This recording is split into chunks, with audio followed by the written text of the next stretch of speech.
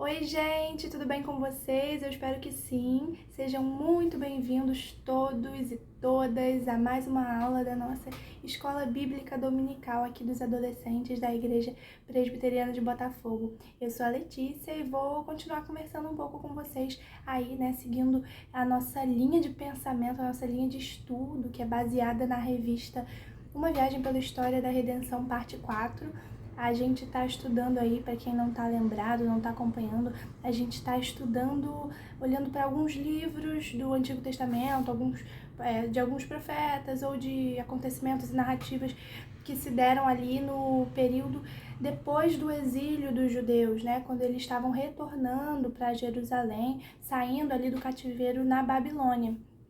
Então, enfim, a gente já estudou muitas coisas muito importantes que vão acontecendo nesse período. Eu falei um pouco, e aí nas últimas semanas o Diego deu várias aulas muito boas. Eu recomendo fortemente que você dê uma olhada aqui no canal do YouTube da igreja e vá lá assistir, caso você tenha perdido alguma. Hoje, então, a gente está seguindo aí na nossa revista, já estamos na lição 12, a gente vai falar um pouquinho sobre Esther.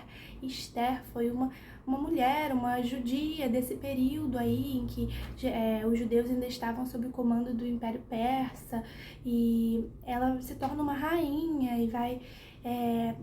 aí no seu ministério, no seu serviço a Deus, ela vai desempenhar um papel muito importante na preservação dos judeus. A gente já vai falar um pouquinho sobre as coisas que vão acontecer na vida de Esther, mas o principal, né, o que a vida dela, o que esse relato nos mostra com muita clareza, é como o Senhor está no comando de tudo, é a soberania de Deus na história, né, porque às vezes acontecem aqueles acasos, aquelas coincidências e as coisas dão certo e alguma coisa funciona, e aí a gente pode pensar talvez igual aquela música dos Titãs, né, que o acaso vai me proteger enquanto eu andar distraído, mas nós sabemos muito bem que isso é uma mentira, que na realidade quem nos protege é Deus, né? Esses acasos da vida são tudo fruto da direção de Deus, porque é Ele que está comandando, que está dirigindo cada acontecimento das nossas vidas e de toda a história. Ele está no controle.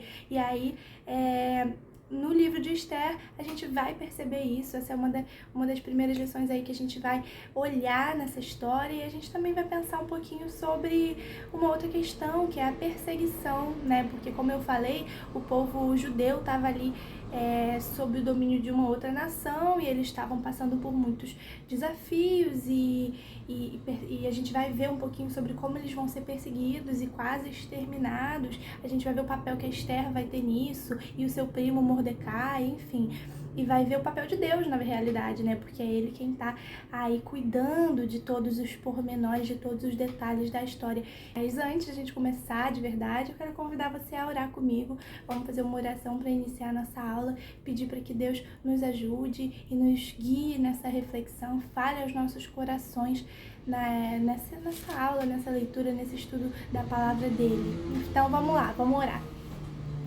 Senhor, muito obrigada por esse dia, por essa aula, pela oportunidade de estar aqui falando, lendo, pensando sobre a Tua Palavra. Eu peço para que o Senhor nos ensine por meio dela, fale ao coração de cada um de nós. Use-me, Paizinho, para levar a Tua mensagem, para levar uma mensagem que impacte, que transforme, que ajude, que ensine as pessoas que estão assistindo, Pai. Eu peço para que o Senhor envie o Teu Espírito Santo e abençoe esse momento, Paizinho. É o que eu peço por cada adolescente da nossa igreja, peço por cada pessoa que está assistindo, independentemente de quem for. Senhor, Tu sabes o que passa no coração de todos nós, sabes das nossas dificuldades, dos nossos medos e dúvidas, e a Tua palavra, ela é alimento, ela é ensino, ela é conforto. Então eu peço para que o Senhor nos ajude aqui a entendermos e a tirarmos lições verdadeiras e boas e proveitosas para a nossa vida. Em nome de Jesus, amém. Então, gente, primeira parte, né, claro que cabe, quando estamos aqui falando sobre um novo livro aqui da Bíblia, é localizar ele na história, né, localizar ele cronologicamente, o que estava acontecendo, onde é que ela estava. Eu dei aí uns spoilers antes, mas vamos olhar aí bem atentamente. Lá no início do livro, assim que vocês abrirem a Bíblia de vocês, no livro de Esther, vocês vão perceber que, é claro, né, como é comum, ele já começa aqui localizando essa personagem e esses acontecimentos que vão ser narrados, vão ser contados aqui, já começa situando, localizando na história. E aí ele vai falar lá no versículo 1 do capítulo 1. Nos dias de Assuero, o Assuero, que reinou desde a Índia até a Etiópia sobre 127 províncias, naqueles dias, assentando-se o rei Assuero no trono do seu reino, que está na cidadela de Suzã. Começa bem assim, Assuero era o rei, né, também conhecido como rei Xerxes, rei da Pérsia.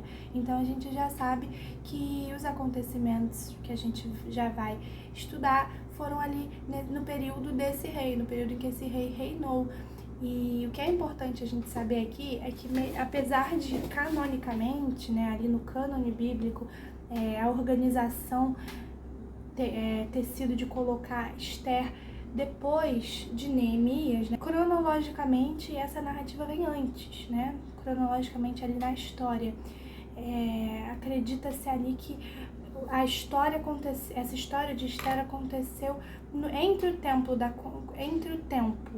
conclusão, né, ali da reconstrução do templo, liderada por Zorobabel, e o retorno de outros exilados sob a liderança de Esdras. Então ali a história de Esther acontece provavelmente ali num período que é narrado pelo livro de Esdras, ou seja, antes dos eventos do livro de Neemias, tá? E aí a Esther viveu num contexto que é um pouco semelhante com o que a gente vive hoje, porque o povo de Deus estava espalhado ali pelo Império Persa, um grande império, assim como a Igreja de Cristo hoje está espalhada pelo mundo, né, por diversas nações e diversos lugares. Então, esse período do livro de Esther foi uma época em que Deus não estava se manifestando por meio de milagres, não estava levantando muitos profetas, não estava enviando anjos, nada muito grandioso, como já tinha acontecido anteriormente na história. Mas, ainda assim, a gente vai ver como a Esther entende a mão de Deus na história, entende como Deus estava agindo ali entre o povo. E em cada detalhe Deus estava cumprindo os seus propósitos. E aí o relato do livro começa então mostrando uma enorme festa, né? Esse rei aí, o rei Assuero, ele vai promover uma enorme festa de 180 dias. Olha o que está escrito lá logo no capítulo 1 mesmo, nos versículos 3 e 4, contando sobre essa festa e sobre os motivos dela. No terceiro ano do seu reinado, deu um banquete a todos os seus príncipes e seus servos, no qual se representou o escol da Pérsia e Média, e os nobres e príncipes das províncias estavam perante ele. Então mostrou as riquezas da glória do seu reino e o esplendor da sua excelente grandeza por muitos dias, por 180 dias. Tá? O que ele queria? Ele queria exibir para o mundo, exibir para todos a grandeza, a riqueza do seu reinado, do seu reino, do seu império, né? Então ele vai exibia uma festa cheia de ostentação, sabe? E riqueza e ouro e muita comida e muita bebida. E como eu falei, uma festa de 180 dias, né? Então, nesse reino aí, é nesse grande império, né? O Império Persa foi um dos mais ricos e poderosos que já existiu. E é nesse lugar aí que está espalhado, que está um pouquinho, né, do povo de Deus, longe de Jerusalém, né? Os que ainda estavam ali, que eles estão ali dominados por esse enorme império, por esse rei poderoso e rico. Então, o que é muito importante da gente perceber nessa história, né, é como a opulência, a grandeza desse reinado aí, do rei Xerxes, do rei Assuero, não se compara com a grandiosidade do reino de Deus, tá? E aí, por exemplo, dá para perceber conforme a narrativa vai prosseguindo, que esse rei, apesar de dominar um enorme império, não conseguia dominar a si mesmo, por exemplo, né? Porque o que vai acontecer? Ele tá ali com essa galera toda, tão bebendo pra caramba e tal, na festa, e aí ele vai chamar a rainha para se encontrar com ele, né, para ele exibir também uma rainha que ele tinha, muito bonita e tal. E quando a rainha ela vai se opor a ele, né, vai se recusar aí, ele se inflama de ira, é o que conta lá no versículo 12 do capítulo 1. E aí, o que acontece? Com o humor descontrolado, né, porque ele se inflama de ira, isso é o quê? O que vocês imaginam com isso? Eu imagino uma pessoa totalmente com raiva, descontrolada. E aí ele é facilmente influenciado pelos seus conselheiros. Então ele não tem domínio próprio, né? Apesar de ser o dono aí de um grande império, de ser um governante importante. E aí ele vai ser convencido aí pelos seus conselheiros, influenciado a depor a rainha. E aí então a rainha Vasti, né, que se opôs ao rei, desobedeceu e tal, ela é expulsa da presença do rei, do palácio, de tudo mais. E aí ele começa a procurar por outra rainha, né, ali pelo povo, quem vai ser a próxima rainha. Aí que entra a nossa personagem Esther. E aí também que a gente começa a perceber porque o livro de Esther é cheio disso, né? Por meio de acasos e coincidências e coisas, a providência divina, né, que é o que? É Deus, é o controle de Deus sobre a história, vai cuidando de todas as coisas. Tem que acontecer isso, e aí o rei vai procurar uma nova esposa, e aí quem vai ser escolhida como a próxima rainha? Esther, né, uma judia, órfã, que não tinha nada a ver com essa história, não tinha nada de grandeza, de riqueza. Ela era bem bonita e ela era do povo de Deus. Ela vai ser escolhida como a rainha no lugar de Vasti, né? Lá no capítulo 2, no versículo 17, conta que o rei amou a Esther muito mais do que a todas as outras. Então, ela vai virar a rainha no lugar da outra que foi deposta, e aí ela tem um primo, né? Certamente você já deve ter ouvido essa história, eu tô aqui fazendo um rápido resumo. Ela tem um primo, Mordecai, que é quem criou ela, né? Depois de ela ter perdido seus pais, que eram tios de Mordecai, enfim. Ele cria ela e tal, e aí ele é judeu, ele, enfim, ama o Senhor e tal. E aí ele diz pra Esther, inclusive, que a sua posição como rainha não era em vão, né? Ele já tinha esse reconhecimento de que aquelas coisas todas que estavam acontecendo, inesperado, né? Do nada não, né? Mas enfim, ela virou rainha e o Mordecai já reconhecia que não era por acaso que essas coisas estavam acontecendo, que certamente o Senhor teria um propósito maior para isso, e que com certeza foi também Deus quem colocou ela nesse lugar de poder. E é o que vai se concretizar, né? Um outro acaso aí muito importante também, que vai acontecer ao longo dessa história, que eu recomendo muito que você leia, são 8 capítulos, se eu não me engano, e é uma história bem legal. Enfim, não dá tempo de falar sobre tudo hoje, nem de ler tudo hoje. Mas um outro acaso importante que acontece, né, é quando o Mordecai estava para ser morto, por causa de algumas coisas aí que a gente já vai falar daqui a pouquinho, mas enfim, vão acontecer intrigas e perseguições, e ele estava para ser morto. E aí olha só o que acontece, o rei Assuero vai ler o livro dos feitos memoráveis, ali um livro, e vai encontrar um relato sobre como Mordecai tinha livrado o rei de uma emboscada antes, né? O rei vai descobrir isso, que o Mordecai, que estava para ser enforcado, tinha salvado o rei, e aí acaba que o Mordecai começa a ser exaltado, e o rei vai dar uma grande honra para ele, inclusive diante do seu inimigo, que a gente também já vai falar um pouquinho mais sobre esse assunto, mas inclusive diante do seu inimigo, que foi quem conspirou ali para fazer com que ele fosse enforcado, o Mordecai vai ser exaltado. Olha só como Deus está agindo. E o livro de Esther, como eu falei, é cheio disso, né? Eu só falei de alguns aqui rápidos, como ela vira rainha, como o Mordecai é quase morto e ele vai ser exaltado. E ele é cheio de encontros providenciais, o livro, né, de Esther, é cheio de encontros providenciais, de estratégias que a Esther e o Mordecai vão construir, vão colocar em prática para tentar salvar os judeus dos problemas que o povo vai enfrentar. E tudo isso vai mostrando como Deus está no centro da história, né? Vai mostrando como Deus está ali atuando, preservando o seu povo e no controle de tudo.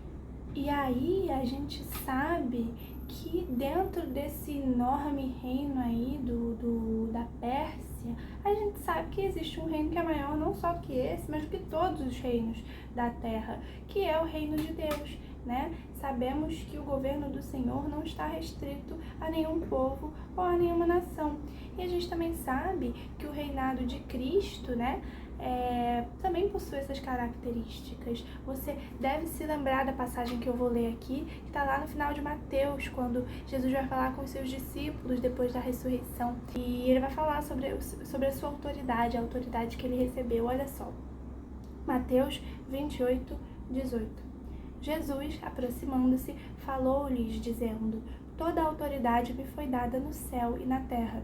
Ide, portanto, fazei discípulos de todas as nações, batizando-os em nome do Pai, do Filho e do Espírito Santo, ensinando-os a guardar todas as coisas que vos tenho ordenado. E eis que eu estou convosco todos os dias, até a consumação do século. Então, olha isso que maravilha. Cristo recebe toda a autoridade nos céus e na terra e ainda promete estar com o seu povo em todos os lugares. Isso tem tudo a ver, né? Enfim, esse reino de Xerxes, do Assuero, lá da Pérsia, é tão esplendoroso e grandioso. Imagina o reino de Cristo, né? Mas aí, passando aqui para uma próxima lição que a gente encontra no livro de Esther, ela tem um pouco a ver com uma dúvida que pode surgir, né? Se Deus é soberano, por que é que o seu povo sofre tanta oposição, né?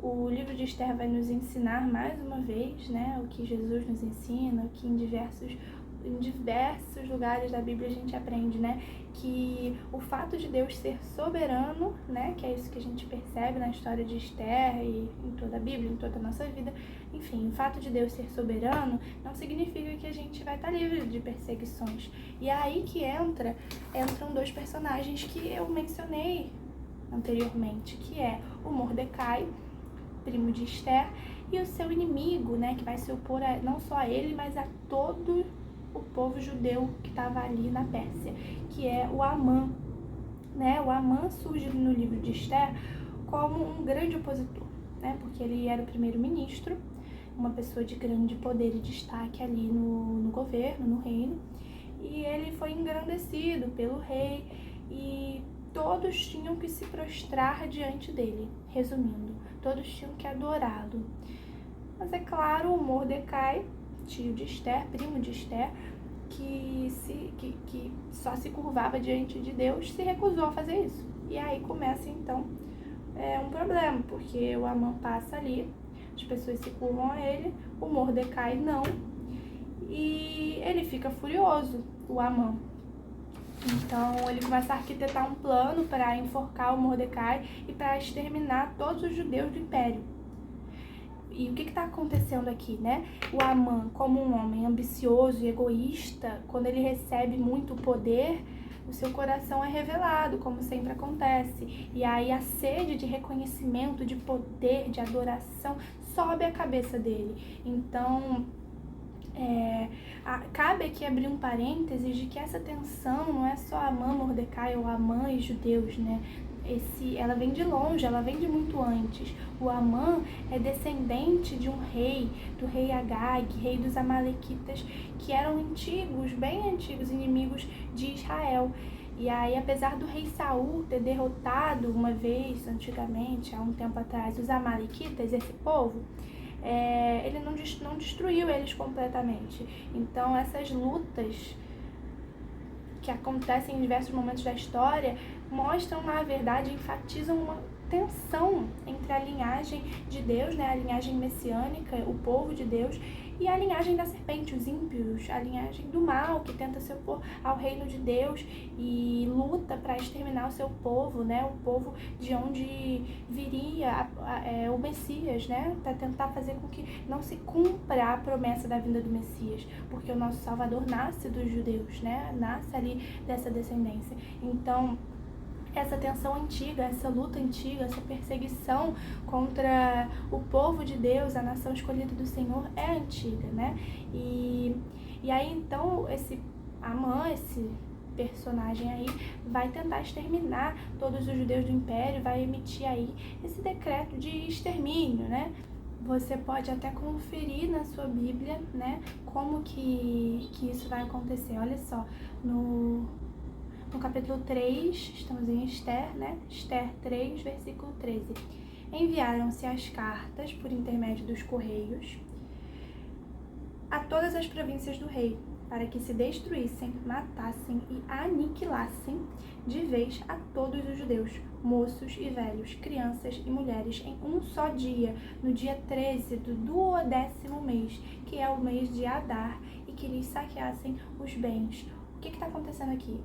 O rei, né, influenciado aí pelo Amã, ele vai decretar a morte dos judeus, a morte do povo do Mordecai, porque o Mordecai, enfim, fez com que o Amã começou a odiar ele e fez com que isso acontecesse, né? Tramou para exterminar todos os judeus do império. Então, imagina só, você viu as palavras fortes, né? Aqui nessas cartas que foram enviadas a todas as províncias do rei, né? A toda a Pérsia, de que os judeus iam ser destruídos, matados e aniquilados. Então, imagina só a tristeza, o desespero do Mordecai e do povo de Deus. Imagina, ele rasgou a sua roupa, né, e chorou junto com todos os judeus. O Mordecai e todos os judeus era um sinal de extrema tristeza, de luto, enfim, de sofrimento. Pensa no pavor, na insegurança que passou pelo coração de todos os judeus que estavam ali. Eles estavam dentro do território do inimigo e o inimigo declarou que ia exterminá-los no dia, marcou até um dia para matar todo mundo. Olha só isso. O povo ali espalhado, sem recursos, o que eles eram em comparação a esse grande império persa? E aí o grande império declara que vai matar todos eles. É uma perseguição intensa, né? Um momento aqui de extremo sofrimento e dificuldade para o povo de Deus. E isso, como além de ser uma tensão antiga, ela ainda é atual, né? Porque os cristãos, hoje em dia, o povo de Deus, né, que não é mais só uma nação, é um povo de diversas nações e em diversos lugares, os cristãos são então ainda perseguidos, odiados e sofrem ataques dos ímpios, né, de Satanás. Hoje mesmo ainda tem cristãos sendo perseguidos ao redor do mundo, torturados e até mortos pela sua fé, né? Talvez até nós mesmos, né? Nós mesmos, em uma escala muito menor, é claro, também podemos sentir até uma certa hostilidade, tentando viver a fé de verdade na sociedade atual, né? Existe ainda muita perseguição e hostilidade contra os cristãos. É uma tensão antiga, é uma tensão que a gente está vendo aqui em Esther e é atual também, infelizmente. Mas nem sempre a gente entende, né, o porquê do sofrimento, o porquê da perseguição. Só que a Bíblia nos fortalece, porque Deus nos ensina que Ele está no controle de tudo, que Ele coopera e que todas as coisas cooperam para a nossa salvação. Não é o que está lá em Romanos 8:28, que todas as coisas cooperam para o bem daqueles que amam a Deus, né? E é exatamente o que a gente vai ver aqui, porque o livro de Esther começa com a festa do Assuero, mas ele vai terminar com a festa dos filhos de Deus. Porque o que vai acontecer? O Mordecai convence, aí é a parte da vitória, né? O Mordecai convence Esther a falar ao rei e a se identificar com o seu povo e com a sua dor. E o que é isso, né? A Esther virou rainha, vocês vão se lembrar, eu comentei, já falei sobre isso. A Esther é do povo judeu e ela vai ver que tudo isso está acontecendo, que parece que, entendeu? O seu povo está sob ameaça de morte, praticamente. E o Mordecai, então, vai falar com ela, para ela tentar usar a sua autoridade ali como rainha, para tentar falar com o rei, tentar convencê-lo, se identificar com a dor do seu povo que estava sofrendo. E E aí ela percebe que a sua posição como rainha estava dentro dos planos de Deus, porque ela podia tentar ajudar ao seu povo naquela situação crítica. Então ela exerce a fé e a coragem que eram necessárias naquele momento para falar com o rei, para se opor a esse decreto aí que foi emitido, e arrisca até a sua própria vida, como está registrado aqui no livro de Esther. Ela arrisca a sua própria vida, convoca um jejum e demonstra sua total dependência de Deus, né? Para tentar reverter aquela situação, para tentar ajudar o seu povo, né? Então, ela usa da sua posição de rainha, de uma sábia estratégia junto com Mordecai, né? Para revelar o plano maligno de Amã. Deus ajuda Esther, então, nesse empreendimento, né? Porque ela vai falar com o rei, vai falar sobre tudo que está acontecendo e Deus concede o favor do rei a Esther, ou seja, faz com que o rei atenda a sua petição, né? Ele quer ajudá-la, e aí quando Esther revela que o Amã, enfim, tudo que o Amã estava tramando para destruir seu povo, o rei fica muito irritado, fica indignado e tenta ajudá-la, né? Ele ordena que o traidor fosse executado, o Amã, na forca que ele tinha feito para o Mordecai.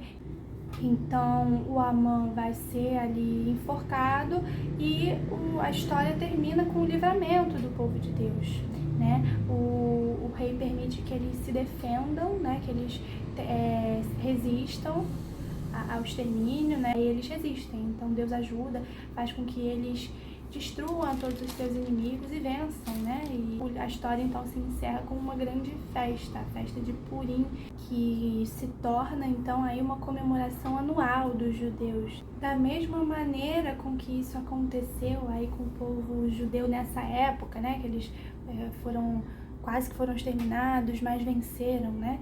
O povo de Deus hoje, né, também vive sob ameaça de extinção, de perseguição, de destruição.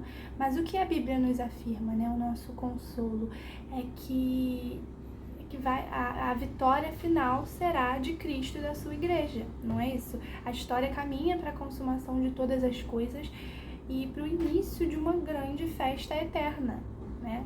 Uma grande festa que vai ser eterna sob o reinado de Cristo, as bodas do Cordeiro. Então, nem sempre é fácil, concluindo já, né? Tô falando há muito tempo. Nem sempre é fácil perceber a presença de Deus governando todas as coisas, né? Na história, ao nosso redor e na nossa vida. Nem sempre a gente tem essa fé, consegue acreditar que o Senhor está por trás de tudo. Mas Ele está, né? O livro de Esther nos lembra que Ele é soberano e nos desafia a enxergar a providência do Senhor em tudo, inclusive nos momentos de sofrimento e de perseguição, tendo as promessas do Senhor em mente, né? As promessas de que nós somos o seu povo, né? De que, como eu falei, a história caminha para a vitória de Cristo e da sua igreja. Então, isso deve nos fortalecer e deve nos ajudar a viver em meio a um ambiente hostil, né? Como foi aqui com Esther e com os judeus dessa época. Sabendo que Deus está no controle de tudo, né? Olha como Deus usou a Esther para livrar os judeus desse momento aí de quase que eles foram destruídos, tá? Então, enfim, é isso. Essa é a nossa aula de hoje, falando um pouquinho sobre a Esther, falando um pouquinho sobre a soberania de Deus. E, enfim, vamos orar para terminar a nossa aula, terminar aqui a nossa conversa. Vamos falar com Deus. Senhor, muito obrigada por essa aula, muito obrigada pela mensagem que o Senhor nos trouxe hoje. Eu agradeço, Pai, porque o Senhor constantemente nos lembra pela Tua palavra, nos promete estar sempre conosco, mesmo nos momentos difíceis. Eu peço para que isso nos traga paz, Senhor, traga paz aos nossos corações, ainda que as circunstâncias nem sempre sejam favoráveis. Eu peço para que a gente confie em Ti, confie nas Tuas promessas e nutra sempre nos nossos corações a esperança pela consumação de tudo, pela volta de Jesus, pela vitória final da igreja. Eu peço para que o Senhor fortaleça nos nossos corações essa certeza. Peço para que o Senhor cuide de todos nós sempre, Paizinho, mesmo que a gente mesmo na nossa falta de fé, nas nossas dúvidas, nas nossas dificuldades. Eu peço para que o Senhor nos fortaleça, eu peço para que o Senhor nos ajude a nos voltarmos para o Senhor, para Ti de todo o coração. Enfim, Pai, muito obrigada por essa aula, abençoe a vida de cada pessoa que está assistindo. Em nome de Jesus, amém. É isso, pessoal, muito obrigada, um beijo a todos vocês e até a próxima.